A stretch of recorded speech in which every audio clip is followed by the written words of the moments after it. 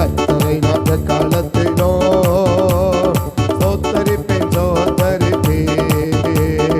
அவர் புகழ் எப்பொழுதுமே என்னாவில் ஒளித்திடுவேன். அதுமா கர்த்தருக்குள் மேன்மை பாராட்டோ, எளியோர் இதை கேட்டு அக்களிப்பார்கள். அதுமா கர்த்தருக்குள் மேன்மை பாராட்டோ, எளியோர் இதை கேட்டு அக்களிப்பார்கள். அதுமா கர்த்தருக்குள் மேன்மை பாராட்டோ, எளியோர் இதை கேட்டு அக்களிப்பார்கள். இணைந்து துதித்திடுவோ, அவன் நாம உயர்த்திடுவோ. இணைந்து துதித்திடுவோ, அவன் நாம உயர்த்திடுவோ. இணைந்து துதித்திடுவோ, அவன் நாம இணைந்து துதித்திடுவோ. அவன் நாம உயர்த்திடுவோ. இணைந்து துதித்திடுவோ, அவன் நாம உயர்த்திடுவோ. இணைந்து துதித்திடுவோ, அவன் நாம உயர்த்திடுவோ. அதுமா கர்த்தர் மேன்மை பாராட்டோ, எளியோர் இதை கேட்டு அக்களிப்பார்கள். அதுமா கர்த்தருக்குள் மேன்மை பாராட்டோ, எளியோர் இதை கேட்டு அக்களிப்பார்கள். இணைந்து துதித்திடுவோ, அவன் நாம இணைந்து துதித்திடுவோ, அவன் நாம உயர்த்திடுவோ.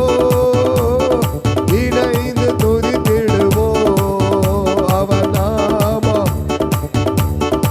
இணைந்து துதித்திடுவோ. அவன் நாம இணைந்து துதித்திடுவோ, அவன் நாம உயர்த்திடுவோ. இணைந்து துதித்திடுவோ, அவன் நாம உயர்த்திடுவோ. இணைந்து துதித்திடுவோ, அவன் நாம இணைந்து துதித்திடுவோ, அவன் நாம உயர்த்திடுவோ. இணைந்து துதித்திடுவோ, அவன் நாம உயர்த்திடுவோ. ஆனந்தமே பெரும்பவே ஆடலுடன் புகழ் பாடுவோமே. ஆனந்தமே பெரும்பவே ஆடலுடன் புகழ் பாடுவோமே. ஆனந்தமே பெரும்பவே புகழ் பாடுவோமே. ஆனந்தமே பெரும்பவே ஆடலுடன் புகழ் ஆனந்தமே பெரும்பவே ஆடலுடன் புகழ் பாடுவோமே. வல்லவர் நல்லவர் காண்பவர் காப்பவர் கர்த்தரை நான் காலத்திலோ சொத்தரிப்பேன் சொத்தரிப்பேன். அவர் புகழ் எப்பொழுதுமே என்னாவில் ஒளித்திடுமே. கர்த்தரை நான் காலத்திலோ சொத்தரிப்பேன். அவர் புகழ் எப்பொழுதுமே என்னாவில் ஒளித்திடுமே. அதுமா கர்த்தருக்குள் மேன்மை பாராட்டோ, எளியோர் இதை கேட்டு அக்களிப்பார்கள். அதுமா கர்த்தருக்குள் மேன்மை பாராட்டோ, எளியோர் இதை கேட்டு அக்களிப்பார்கள். இணைந்து துதித்திடுவோ, அவன் நாம உயர்த்திடுவோ. இணைந்து துதித்திடுவோ, அவன் நாம இணைந்து துதித்திடுவோ. அவன் நாம உயர்த்திடுவோ. இணைந்து துதித்திடுவோ, அவன் நாம உயர்த்திடுவோ.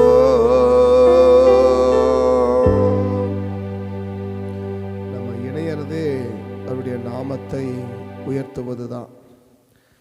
நம்ம எப்பெல்லாம் தேவ சமூகத்தில் கூடுகிறோமோ அதெல்லாம் ஆண்டவரை உயர்த்துகிறது தான். அப்படி எங்கெல்லாம் சேர்ந்து ஆண்டவரை துதிச்சாங்களோ அங்கெல்லாம் அவங்க பெரிய சந்தோஷத்தை அவங்க கண்டாங்க. ஒரு பெரிய மகிழ்ச்சியை அவங்க கண்டாங்க. எங்கெல்லாம் அவங்க சேர்ந்து ஆண்டவரை துதிச்சாங்களோ, இன்னும் சொல்லப்போனால் ஒரு சாதகமற்ற சூழ்நிலையில் ஆண்டவரை எங்கெல்லாம் அவங்க சேர்ந்து ஆண்டவரை துதிச்சாங்களோ, அங்கிருந்தெல்லாம் ஒரு பெரிய மகிழ்ச்சியை அவங்க என்ன செய்ய முடிஞ்சது, அவங்களால பார்க்க முடிஞ்சது. பவுலும் சீலாவும் சிறைச்சாலைக்குள் இருக்கிறாங்க. அப்போஸ்தலர் 16ஆம் அதிகாரத்தில் பவுலும் சீலாவும் சிறைச்சாலைக்குள் இருக்கிறாங்க. 2 பேரும் சேர்ந்து ஒரு பாதிக்கப்பட்ட ஒரு சூழ்நிலையில் 2 பேரும் சேர்றதுன்றது ஒரு பெரிய சாத்தியமற்ற ஒரு காரியம்.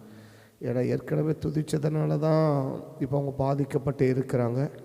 மீண்டும் அதே ஒரு காரியத்தை அவங்க செய்யும்போது அதனால் ஒரு பெரிய பாதிப்பு வருமேன்னு சொல்லி ஒருத்தரம் என்ன செய்யலைன்னா, அங்கே இருக்கிற 2 பேரும் ஒரு நாளும் என்ன செய்யலை. ஸோ நல்லவங்களுக்கு மத்தியிலே நம்ம ஆண்டவரை சொல்லும்போதே நம்ம எவ்வளோ பாதிக்கப்படுகிறோம். ஏன்னா ஜெயிலில் உள்ளவங்க எல்லாருமே ஏதோ ஒரு தப்பு பண்ணிவிட்டு அங்கே பாதிக்கப்படாதவங்க அந்த இருக்கிறவங்க எல்லாருமே ஏதோ ஒரு தவறின் நிமித்தமாக ஜெயிலுக்குள்ளே இருக்கிறவங்க. இப்போ ஜெயிலுக்குள்ளே இருக்கிறவங்க ஏதோ ஒரு காரியம், ஏதோ ஒரு பெரிய பெரிய தவறுகளை செஞ்சுட்டு தான் அந்த குற்றங்கள் நிரூபிக்கப்பட்டு அவங்களுக்கு தண்டனை கொடுக்கப்பட்டு அந்த தண்டனை அனுபவிச்சு நிற்கிறவங்களுக்கு மத்தியில் போய் அது நடு ராத்திரியில் எல்லாரும் ஓய்வெடுக்கிற அந்த நேரத்தில் அவங்கள தொந்தரவு பண்ணுற மாதிரி ஒரு ஜெபத்தை நம்ம ஏறெடுத்தோம், ஒரு துதியை ஏறெடுத்தோம் அப்படின்னா எவ்வளோ பிரச்சனை நமக்கு வரும்னு சொல்லிட்டு அந்த 2 பேரும் என்ன செய்வேன்னா ஒருத்தர் கூட யோசிக்கவே இல்லை. இன்னும் ஆண்டவர் இந்த காலையில் தீர்க்கமாக உணர்த்துறது, 2 பேரும் சேர்ந்தாலே என் நாமம் மகிமைப்பற்றோன்றார். என் நாமம் 2 பேர் சேர்ந்தாலே 2 பேர் கூடினாலே என் நாமம் என்ன செஞ்சிடும் அப்படின்னா மகிமைப்பட்டுடும். என் நாமம் என்ன செஞ்சிடும், உயர்த்திடும். என் நாமத்தை நீ துதிக்கிறது உயர்வு, ஆனால் 2 பேரும் சேர்றதே ஒரு பெரிய என் நாமத்தை என்ன செஞ்சிருப்பேன், உயர்த்திடுவேன்றார். நீங்கள் 2 பேர் ஒன்றா சேர்ந்து அப்படி தேவனே ஸ்தோத்திரம், அப்படி 2 பேர் ஆண்டவருடைய பிள்ளைகள் 2 பேர் சேர்ந்துட்டாலே போதும். அதனால தான் பிசாசு இன்னைக்கு 2 பேரை அவன் என்ன செய்ய விட மாட்டான்னா அவன் சேட விட மாட்டான். அதனால தான் லூக்கா 10ஆம் அதிகாரத்தில் ஆண்டவர் 2 பேராக அனுப்புவார். ஆண்டவர் லூக்கா 10ஆம் அதிகாரம் முதல் வசனத்தை பார்த்தீங்கன்னா, பின்பு அவர் 70 பேரை தெரிந்து கொண்டு 2 பேராக என்ன செய்வார், அனுப்புவார். இவைகளுக்கு பின்பு கர்த்தர் வேறு 70 பேரை ஏற்று தாம் போகும் சகல பட்டணங்களிலும் இடங்களுக்கும் அவர்களை தமக்கு முன்னே 2 பேராக அனுப்பினார். 2 பேராக அனுப்பினார். ஏன் 2 பேர் சேர்ந்தாலே என் நாமம் உயர்ந்திடும்பா. நீங்கள் 2 பேர் சேர்ந்து அப்படி ஸ்தோத்திரம்னு ஆரம்பிச்சிட்டாலே போதும், ஒரு 2 பேர் சேர்ந்துட்டிங்கனாலே போதும். அதுதான் ஆண்டவர் 2 பேராக என்ன செய்கிறாரு, அந்த அனுப்புகிறார். தான் போகும் பட்டணத்துக்கு முன்னால் அப்படி குழு 10 பேரா 15 பேரா போகிறது நல்லது தான், ஆனாலும் 2 பேராக அனுப்புகிறார். அந்த 2 பேர் நீங்கள் சேர்ந்தாலே என் நாமத்தை என்ன செஞ்சிடுவேன், உயர்த்திடுவேன். அப்போ பிசாசு என்ன கவனிப்பான்னா, 2 பேர் ஒரு ஆண்டோடைய பிள்ளைங்க 2 பேர் ஒன்றா சேராமல் இருக்கிறதுக்கு அவன் என்னென்ன தந்திரம் செய்வானோ அத்தனை தந்திரத்தையும் அவன் செஞ்சு எப்படி 2 பேர் என்ன செஞ்சிடக்கூடாது, அவங்கள சேர விட்டுறக்கூடாது. அது கணவன மனைவியாக இருக்கலாம், அது பெற்றோர் பிள்ளைகளாக இருக்கலாம், இல்லை சபையராக இருக்கலாம், எனிபடி 2 பேர் அவங்க என்ன செஞ்சிடக்கூடாது, அவங்க சேர்ந்துடக்கூடாது. அவங்க 2 பேர் சேர்ந்தாலே அங்கே ஒரு பெரிய மகிழ்ச்சி வந்துடும், பெரிய சந்தோஷம் வந்துடும். அவங்க பெரிய ஒரு சந்தோஷத்தை என்ன செஞ்சிடக்கூடாது, பார்த்துடக்கூடாது. பெரிய ஒரு மகிழ்ச்சி அவங்க பார்த்துடக்கூடாது. பெரிய ஒரு ஆரோக்கியத்தை பார்த்துடக்கூடாது. பெரிய ஒரு ஆசீர்வாதத்தை அவங்க பார்த்துடக்கூடாது. ஒரு பெரிய பெரிய காரியங்கள் என்ன செஞ்சிடக்கூடாது, பார்த்துடக்கூடாதுன்னு. அந்த பெரிய காரியம் என்ன அப்படின்னா, சாதாரணமான இல்லை நமக்கு நன்மையை செய்கிறவங்க கிட்டேருந்து நன்மையை பெறுவது ஒரு சாதாரண காரியம். ஆனால் நம்மளை அழிக்கிறவங்கிட்ட இருந்து ஒரு ஆசீர்வாதத்தை பெறுவதுன்றது ஒரு சாத்தியமற்ற ஒரு காரியம். ஆசீர்வதிக்கிறவங்க கையிலிருந்து ஒரு ஆசீர்வாதத்தை நம்ம வாங்கிறது ரொம்ப எளிது, அது இயல்பு, ரொம்ப எளிது. ஆனால் நம்மளை அழிக்கிறவன் கையில் இருந்து, நம்மளை யார் அழிக்கணும்னு நினச்சிருக்கிறாங்களோ அந்த அழிக்கிறவன் கையில் இருந்தே ஒரு ஆசீர்வாதத்தை இன்னைக்கு வாங்கணும் அப்படின்னா தேவன் என்ன விரும்புகிறா? என் நாமத்தை நீங்கள் உயர்த்தணும்னு. எது என் நாமத்தை உயர்த்தும்? நீங்கள் துதிக்கிறத மாத்திரம் என் நாமத்தை உயர்த்தாது, அது ஒரு பக்கம் உயர்த்துவது தான். ஆனால் நீங்கள் 2 பேரும் சேர்ந்துட்டாலே என் நாமம் என்ன செஞ்சிடும்? உயர்ந்துடும். 2 பேர் ஆண்டவரை ஆராதிக்கிற 2 பிள்ளைங்க ஒன்றா சேர்ந்துட்டாலே, அது கணவன் மனைவியாக இருக்கலாம், இல்லை சபை விசுவாசியாக இருக்கலாம், இல்லை ஊழியர்கள் விசுவாசியாக இருக்கலாம், எனிபடி 2 பேர் ஒன்றா சேர்ந்துட்டிங்கனாலே போதும். நீங்கள் 2 பேர் ஒன்றா சேர்ந்தாலே என் நாம என்ன செஞ்சிடும்? உயர்த்திடணும். என்ன சொல்ல போனால் மற்றவங்க பார்த்து சொல்லணும், பாருப்பா அவங்க ஒரு சர்ச்சுக்கு போகிறாங்களோ எப்போ பாரு ஒன்றாவே இருக்கிறாங்க, ஒரே இடத்துல இருக்கிறாங்க, சேர்ந்துட்டாங்க பாரு, அவங்க என்ன பண்ணிட்டாங்க, அவங்களும் சேர்ந்துட்டான் பாரு அப்படின்னு சொல்லி மற்றவங்க சொல்லத்தக்கத அளவுக்கு நம்ம ஆளுடைய பிள்ளைகளோடு நம்ம சேர்ந்துட்டாலே அவருடைய நாமம் உயரணுன்றார். துதிக்கிறது தேவை, துதிக்கிறது அவசியம், அது ஒரு பகுதி. ஆனால் அவர் சொல்கிறது என்ன?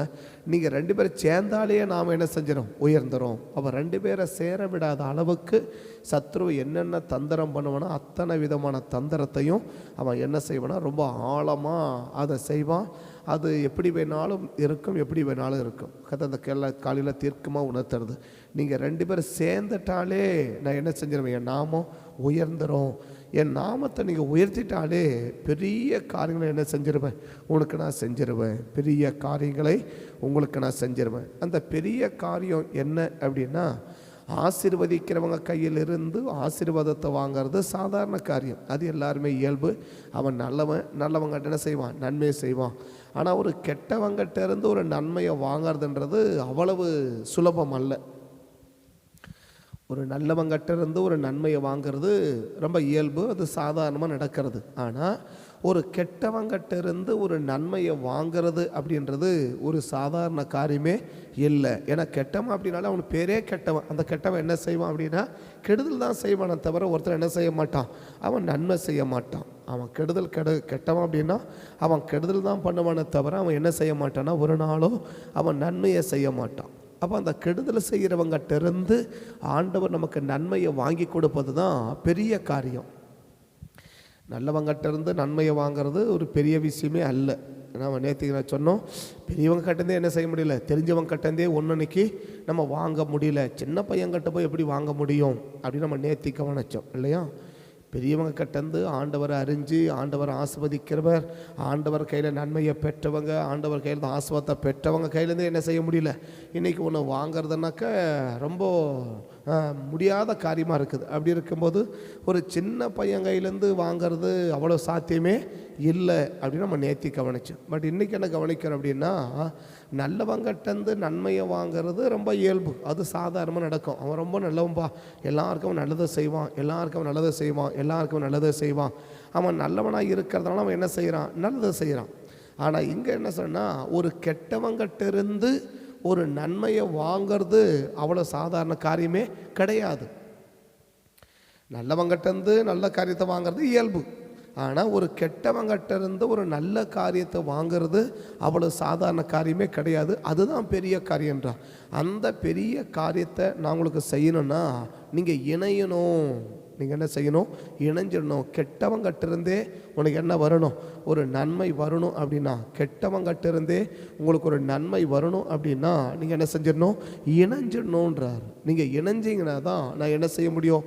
அந்த கெட்டவங்கிட்டிருந்து உங்களுக்கு என்ன செய்ய முடியும்? நான் உனக்கு ஒரு நல்லதை செய்ய முடியும். நான் உங்களுக்கு ஒரு நல்லதை செய்ய முடியும். உங்களுக்கு ஒரு நல்லதை செய்யணும்னா நீங்கள் என்ன செஞ்சிடணும்? இணைஞ்சிடணும். நீங்கள் இணைஞ்சாலே என் நாமம் உயர்ந்திடும். என் நாமத்தை உயர்த்திட்டீங்கன்னா உங்களை என்ன செஞ்சிருவேன்? பெரிய ஒரு காரியத்தை உங்களுக்கு நான் செஞ்சிருவேன். பெரிய ஒரு காரியத்தை உங்களுக்கு நான் செஞ்சிருவேன். அந்த பெரிய காரியம் என்ன? நல்லவங்கிட்டேருந்து நல்லதை இல்லை, ஒரு கெட்டவங்கிட்டிருந்து உனக்கு என்ன வாங்கி கொடுக்குறேன்? நல்லதை வாங்கி கொடுக்குறேன். இல்லை உன்னை அழிக்கிறவங்கிட்டிருந்து உனக்கு ஆசீர்வாதத்தை என்ன செய்கிறேன்? வாங்கி கொடுக்குறேன். அதான் அந்த காலையில் நமக்கு சொல்கிறது. உன்னை அழிக்கிறவங்கிட்ட இருந்து உனக்கு என்ன வாங்கி கொடுக்குறேன்?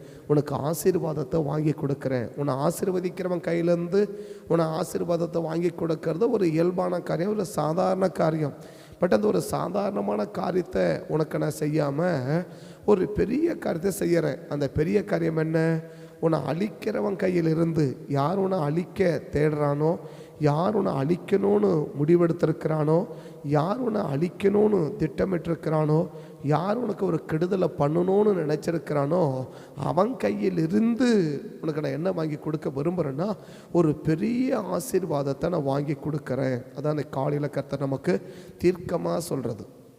உன்னை அழிக்கிறவன் கையில் இருந்து உனக்கு நான் ஆசீர்வாதத்தை என்ன பண்ணி கொடுக்குறேன், நான் வாங்கி கொடுக்குறேன். உன்னை அழிக்கிறவங்கிட்ட இருந்து உனக்கு ஆசீர்வாதத்தை நான் வாங்கி கொடுக்குறேன். அப்போ அந்த ஆசீர்வாதத்தை வாங்கி கொடுக்கணுன்னா நீங்கள் என்ன செஞ்சிடணும், இணைஞ்சிடணும். நீங்கள் இணைஞ்சிட்டாலே போதும், என் நாமம் உயர்ந்துடும். எங்கெல்லாம் என் நாமத்தை உயர்த்துறீங்களோ அவங்கள அந்த இடத்துல இருந்தெல்லாம் அழிக்கிறவன் கையிலிருந்து உனக்கு ஆசீர்வாதத்தை நான் வாங்கி கொடுப்பேன். 3 பேரை வேகமாக சொல்லி நான் ஜெபிக்கிறேன். ஒன்று, இந்த அப்போஸ்தலர் 16ஆம் அதிகாரத்தில் பவுலும் சீலாவும் இருக்கிறாங்க.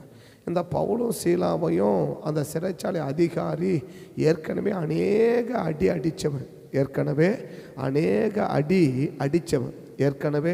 அநேக அடி அடித்தவன் யார் அப்படின்னா இந்த சிறைச்சாலை அதிகாரி.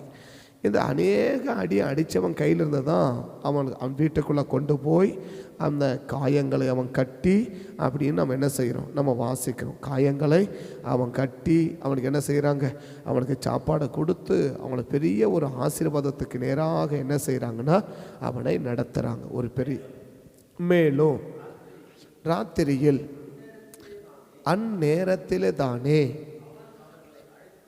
அந்த சிறைச்சாலை அதிகாரி பவுலையும் சீலாவையும் அழைத்து கொண்டு போய் அவருடைய காயங்களை கழுவி அவனும் அனைவரும் உடனே ஞானஸ்நானம் பெற்றார்கள். பின்பு அவன் அவர்களை தன் வீட்டுக்குள் அழைத்து கொண்டு போய் அவர்களுக்கு போஜனம் கொடுத்தான்னு இருக்குது. ஒரு பெரிய அழிக்கிறவன், ஏன்னா ஏற்கனவே சொல்லுது இவன் அநேக அடி அடித்தவன், 1-2 அடி இல்லை, அநேக அடிகளை அடித்து அவங்களை உட்காவலறையில் அடைத்தான் என்று மேலே இருக்கிற வசனம் செய்து அது சொல்லுது நமக்கு. அநேக அடிகள் அடித்து அவர்களை அநேக அடி அடித்த 1-2 அடி இல்லை, அநேக அடி அடித்த பின்பு சிறைச்சாலையிலே வைத்து, அப்போ சாதாரணமாக இல்லாமல் ஏகப்பட்ட அடி அடித்தவன்,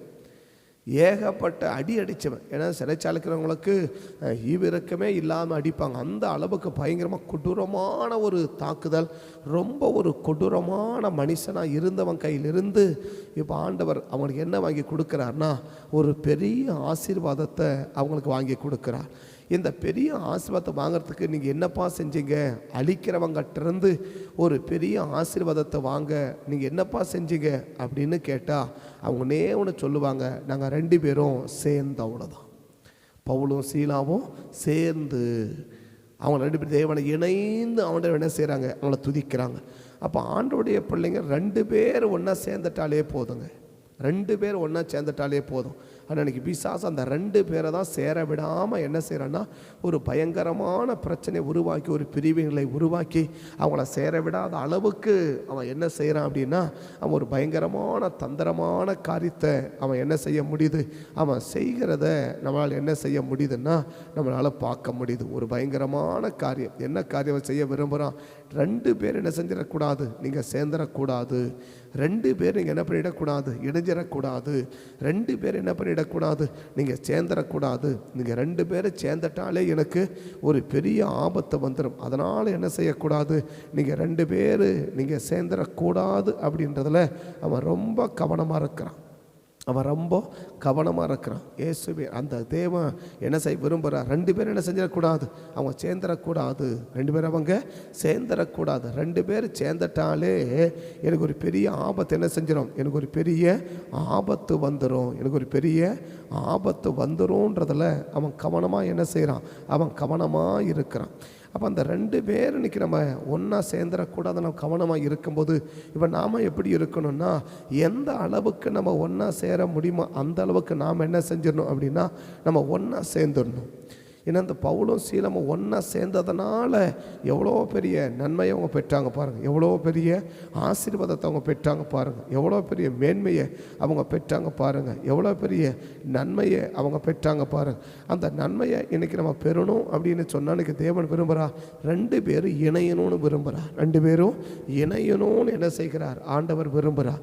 2வது காரியத்தை நீங்கள் பார்த்தீங்கன்னா ரெண்டாவது அதே தானியேல் 2ஆம் அதிகாரத்தில் தானியேலும் அனனியாம் மிசாவேல் ஆசிரியர் இந்த 4 பேரும் ராக்காலத்திலே ஒன்றா கூடுவாங்க. ராக்காலத்திலே ஒன்றா கூடுவாங்க. கடைசி 3 வசனத்தை படித்தீங்கன்னா, கடைசி தானியேல் 2ஆம் அதிகாரம் கடைசி 3 வசனத்தை நீங்கள் பார்த்தீங்கன்னா, ராஜா தானியேலை நோக்கி, நீர் இந்த மறைபொருளை வெளிப்படுத்தினபடியால் மெய்யாய் உங்கள் தேவனே தேவர்களுக்கு தேவனும் ராஜாக்களுக்கு ஆண்டவரும் இருக்கிறார் என்றால், ராஜா தானியேலை பெரியவனாக்கி, இவன் யாரு அப்படின்னா தானியேலை அழிக்க தெரியணும். அதே 2ஆம் அதிகாரத்தில் தானியேல் என்ன சார் அந்த காரியத்தில் எல்லாம் அழிங்கப்பா, அந்த ஜோசியக்காரன் அழிங்கன்னு கேட்கும்போது யாரை தேடுறாங்கன்னா தானியேலையும் சாத்ராக் மேஷாக் ஆபேத்நேகோ என்பவங்கள தான் என்ன செய்கிறாங்க, அவங்க தேடுறாங்க. யாரை?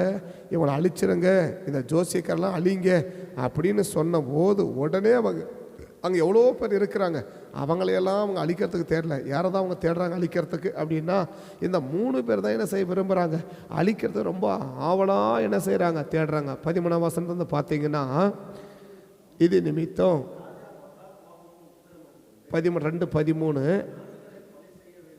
ஞானிகளை கொலை செய்ய வேண்டும் என்று கட்டளை வெளிப்பட்ட போது தானியேலையும் அவன் தோழரையும் கொலை செய்வதற்கு தேடினார்கள். இவங்க 3 பேரும் யார் 4 பேரை யாரும் அழிக்கப்படுவதற்காக தேடிறவங்க.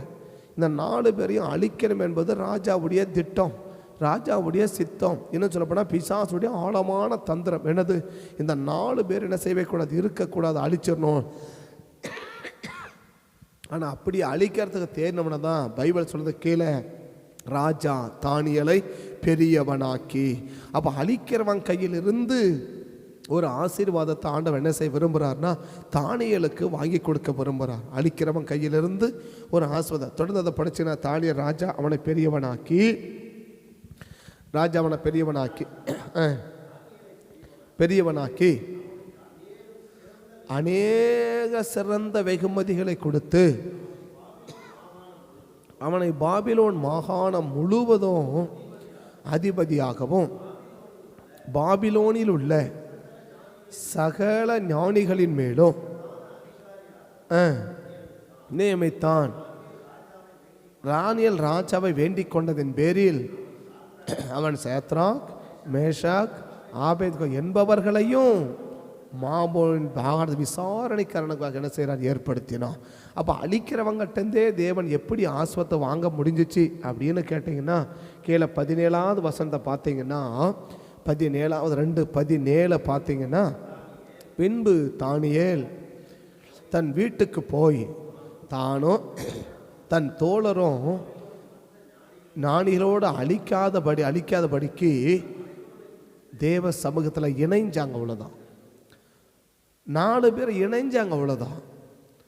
அப்போ நம்ம சேர்ந்துட்டாலே போதுங்க. இன்றைக்கி நிறைய பேர் சேர விரும்பதான் ப்ராப்ளமே. பிசாசு என்ன செய்வாரமா, சேரக்கூடாதவங்க, அவங்க சேர்ந்துடக்கூடாது, அவங்களை எப்படியெல்லாம் பிரித்து வைக்கணும், அவங்களை எப்படியெல்லாம் தள்ளி போக வைக்கணும், எப்படியெல்லாம் அவங்கள பிரிவினை உண்டாக்கணுமோ அப்படியெல்லாம் அவன் என்ன செய்யறான், பிரிவினை உருவாக்குறான். எதுக்கு அப்படின்னு சொன்னால், ஒரு பெரிய ஆபத்தை சந்திக்க வைப்பதற்காக. ஆனால் ஆண்டவர் சொல்கிற அந்த காலையில் நமக்கு தீர்க்கமாக சொல்கிறது, அழிக்கிறவங்கிட்டே உனக்கு பெரிய ஆசீர்வாதம், சாதாரண ஆசீர்வாதம் இல்லை, பெரிய ஆசீர்வாதத்தை என்ன செய்ய விரும்புகிறேன், உனக்கு நான் வாங்கி கொடுக்க விரும்புகிறேன். உன்னை யார் அழிக்க தேடுறானோ அவங்க கையிலிருந்தே உனக்கு பெரிய ஆசீர்வாதத்தை நான் வாங்கி கொடுக்க விரும்புகிறேன். அதை நான் செய்யணும்னா நீ ஒன்று செய்ய, என்ன செய்ய, இணைஞ்சிடுங்க, அவ்வளோதான். 2 பேரை சேருங்க, 2 பேரை சேருங்க. அதை கணவனை மனைவியாக இருக்கலாம், பிள்ளைகள் பெற்றோராக இருக்கலாம், சபையாராக இருக்கலாம், ஊழியர்களாக இருக்கலாம். பட் சேர்ந்துட்டிங்கன்னா போதும். என்ன செஞ்சிருப்பேன், ஒரு பெரிய ஆசீர்வாதத்தை உனக்கு நான் அழிக்கிறவங்கிட்டே உனக்கு வாங்கி கொடுத்துருவேன். உன்னை யார் அழிக்க தேடணும் அவங்க கையிலேருந்து என்ன செஞ்சிருவேன், வாங்கி கொடுத்துருவேன். 3ஆம் அதிகாரத்தில் இதே கதை என்ன செய்ய முடியும், நம்ம பார்க்க முடியும். 3ஆம் தானியேல் 3ஆம் அதிகாரத்திலையும் இதே கதை என்ன செய்ய முடியும், பார்க்க முடியும். 29வது வசனத்தை பாருங்க. 29 3:29 ஆதலால் என்பவர்களுடைய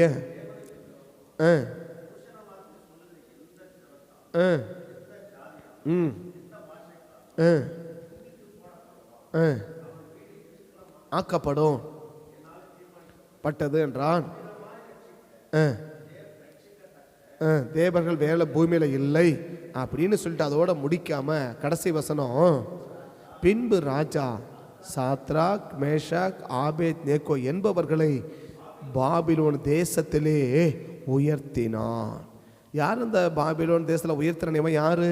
இவங்களை அழிப்பதற்கு தான் சாதாரணமாக இருந்த நெருப்பை 7 மடங்கு அதிகமாக்கினவன்.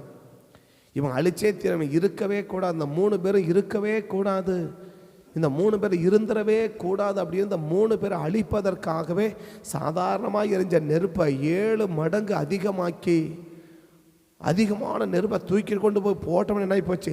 தூக்கிட்டு போய் போட்டவன் என்ன ஆகி போயிட்டான்? செத்து போயிட்டான் இல்லையா? தூக்கிட்டு போயிட்டு போட்டவன் செத்து போயிட்டான். அந்த அளவுக்கு என்ன உண்டாச்சு? ஒரு பயங்கரமான பாதிப்பு உண்டாச்சு. 19 வசந்த பாருங்க. அப்பொழுது நேபுகாத்நேச்சார் கடும் கோபம் உண்டாகி என்பவர்களுக்கு விரோதமா அவனுடைய முகம் வேறுபட்டது. சூளையை சாதாரணமாக சூளை சூடாக்குவதை பார்க்கிலும் 7 மடங்கு சூடாக்கி அவனை கட்டி கூட போடுங்க, இனிமேல் உயிரோடு இருக்கவே கூடாதுன்னு அழிப்பதற்காகவே சாதாரணமான நெருப்பை 7 மடங்கு அதிகமாக்கினவன் அவன் தான் பைபிள் சொல்லுது. இந்த 3 பேரையும் பாபிலோன் மாகாணத்திலே உயர்த்தினான். ஒரு பெரிய அழிக்க நினைச்சவங்க கையிலேருந்து ஒரு பெரிய ஆசீர்வாதத்தை வாங்கி கொடுத்ததுக்கு என்னையா காரணம்? ஒரே ஒரு காரணம் தான். 17 வசனம், அந்த 3 பேர் 16 17, சாத்ராக் மேஷாக் ஆபேத் நேகோ என்பவர்கள் ராஜாவை நோக்கி, நேபுகாத்நேச்சாரே, இந்த காரியத்தை குறித்து உமக்கு உத்தரவு சொல்ல எங்களுக்கு அவசியம் இல்லை. எனக்கு அவசியம் இல்லைன்னு சொல்லலை, எங்களுக்கு அவசியம் இல்லை. இணைஞ்சிட்டாங்க பாருங்க. எங்களுக்கு அவசியம் இல்லை, நான் ஆராதிக்கிறவன்னு சொல்லலை, நாங்கள் ஆராதிக்கிற என்னுடைய தேவன்னு சொல்லலை, எங்களுடைய தேவன். எங்களை என்னன்னு சொல்லலை, எங்களை. அப்படின்னா அந்த அந்த இந்த 2 வசனத்தில் பாருங்க, அவங்க பிரித்து பேசின மாதிரியே இல்லை, இண்டிவிஜுவலாக பேசின மாதிரியே இல்லை. முதல்ல சொல்கிறாரு நேபுகாத்நேச்சாரே, உமக்கு நாங்கள் உத்தரவு, நான் உத்தரவு சொல்ல மாட்டேன்னு சொல்லலை, நாங்கள் அப்படின்ட்டா. அடுத்த சொல்கிறாரு நாங்கள் ஆராதிக்கிறேன், நான் ஆராதிக்கிறேன்னு சொல்லலை, நாங்கள் ஆராதிக்கிற என்னுடைய தேவனை சொல்லலை, எங்களுடைய தேவன். என்ன தப்புவிப்பான்னு சொல்லலை, எங்களை தப்புவிக்குவார். ஒரு இடத்துல கூட அவங்க என்ன பேசலை, பிரித்து அவங்க பேசவே இல்லை. நாங்கள் நாங்கள் எங்க எங்க எங்க நாங்கள் எங்க நாங்கள், அந்த பேச்சில் கூட என்ன இல்லைன்னா பிரிவினை வரலை. இன்றைக்கி சாதாரணமாக நீங்கள் குடும்பத்தில் பார்த்தீங்கன்னா கூட கணவன் மனைவி நான் செஞ்சேன், நான் போனேன், நான் பண்ண அப்படி சொல்லுவாங்க. ஆனால் இங்கே 3 பேரும் வெவ்வேறு குடும்பத்தை சார்ந்தவங்க. ஊர் ஒன்றா இருக்கலாம், வணங்குற தெய்வம் ஒன்றை தவிர மற்றபடி ஊர்கள் வேறு, குடும்பங்கள் வெவ்வேறு குடும்பம். ஆனால் வெவ்வேறு குடும்பத்தில் இருந்தாலும் அவங்க பேசுகிற பேச்சு பார்த்திங்கன்னா இணைத்து நாங்கள் எங்க நாங்கள் எங்க, ஒரே ஒரு சின்ன பிரிவினையான வார்த்தை கூட என்ன செய்ய முடியலன்னா அவங்ககிட்ட பார்க்க முடியல, அவங்ககிட்ட பார்க்க முடியல. என்ன ஒரே ஒரு காரணம் தான், உயர்த்தங்க அழிக்கிறவங்ககிட்ட இருந்து ஏன் 7 மடங்கு சூடாக்கி அவனை அழிச்சே தீரணும்னு நினச்சவங்ககிட்ட இருந்து ஏங்க அவனை காப்பாற்றி மட்டும் இல்லை, அவனை தேசத்திலேயே உயர்த்தி வச்சது என்னங்க காரணம்? ஒரே ஒரு சொல்கிறாரு, அவங்க இணைஞ்சாங்க, அவங்க இணைந்தாங்க. இந்த காலையில் கத்தனை மாட்ட தீர்க்கமாக எதிர்பார்க்குறார். நீ ஏன் சேர்ந்துட்டேன்னா போதும், யார் உன்னை அழிக்க நினைச்சன அவங்ககிட்டந்தே உனக்கு ஆசீர்வாதத்தை என்ன பண்ணிடுவேன், வாங்கி கொடுத்துருவேன். நீ இணைஞ்சிட்டேனா போதும், நீ சேர்ந்துட்டேனா போதும், நீ இணைந்து நின்றுட்டா போதும். அப்போ இணைப்பதை குறித்து ஆண்டவர் அவ்வளவு அக்கறை காட்டுறாரு. ஆனால் பிரிக்கிறத கொடுத்து பிசாசு அவ்வளவு அக்கறை காட்டான். அவன் என்ன செய்ய மாட்டான், ஒரு நாளும் அவன் என்ன செய்ய மாட்டான்னாக்க அவன் சேர விடவே மாட்டான், சேர விடவே மாட்டான். மார்க் 5ஆம் அதிகாரத்தில் ஒருத்தனுக்குள்ளே உடனே அவனை என்ன பண்ணிட்டான், அவனை அவங்க வீட்டிலேருந்து பிரிச்சுட்டான். சரி, இங்கே தான் இவன் பிரிக்கிறான்னு சொல்லிட்டு பண்ணிக்கொண்டு நினைப்பனா, அந்த பண்ணி மேய்க்கிறவங்ககிட்ட இந்த பண்ணி என்ன பண்ணிட்டான், அவன் தனியாக பிரிச்சே கூப்பிட்டு போயிட்டான். அப்போ எங்கேயுமே இந்த பிசாசு என்ன செய்ய மாட்டான் அப்படின்னு சொன்னால் சேர விட மாட்டான். நம்ம சேரலை அப்படின்னு சொல்லலை, அழகாக நம்ம புரிஞ்சுக்கலாம். பிசாசு ஒரு ஆழமான தந்திரத்தில் நம்ம என்ன செஞ்சிட்டோம், சிக்கிக்கிட்டோம். நம்ம சேர முடியல, நம்மளால் நம்ம சேரலை போயிட்டு சேரலை, யார் கூட சேருவங்க கூட என்ன செய்யலை, நம்ம சேரலை, நம்ம இணையலை. அந்த வீட்டிலேருந்து அவனை என்ன பண்ணிட்டான், பிடிச்சிட்டு போயிட்டான். ஒரு இடத்துல விட மாட்டேங்கிறான், யார் கூட சேர விட மாட்டேங்கிறான், ஒரு இடத்துல விட மாட்டேங்கிறான், இங்கே விட மாட்டேங்கிறான், அங்கே யாருக்கிட்டையும் சேர விட மாட்டேங்கிறான். அவன் பாருங்கள், காடுகளில், மலைகளில், குகைகளில், சரி மலையில் யாரா இருக்கான்னு பார்த்தா அங்கேயும் விட மாட்டேங்கிறான், குகையில் போயிருக்கான்னு பார்த்தா அங்கேயும் விட மாட்டேங்கிறான், கல்லறையில் போட்டால் அங்கேயும் விட மாட்டேங்கிறான். ஆக மொத்தம் என்ன, இவன் எங்கேயுமே சேரக்கூடாது, இவன் எங்கேயுமே சேரக்கூடாது, யார் கூடயுமே, இன்னும் சொல்லப்படாது யார் கூடயுமே அவன் சேரக்கூடாது, யார் கூடயுமே என்ன சேரக்கூடாது, இவன் சேரக்கூடாது. மலைகளில், குகைகள், அந்த ஒரு வசனம் பாருங்கள், 3ஆம் வசனத்துலேருந்து மார்க் 5:3 அவனுடைய குடியிருப்பு கல்லறைகளில் இருந்தது. அடக்க கட்ட அவன் ஒருவள் யாரால முடியாது.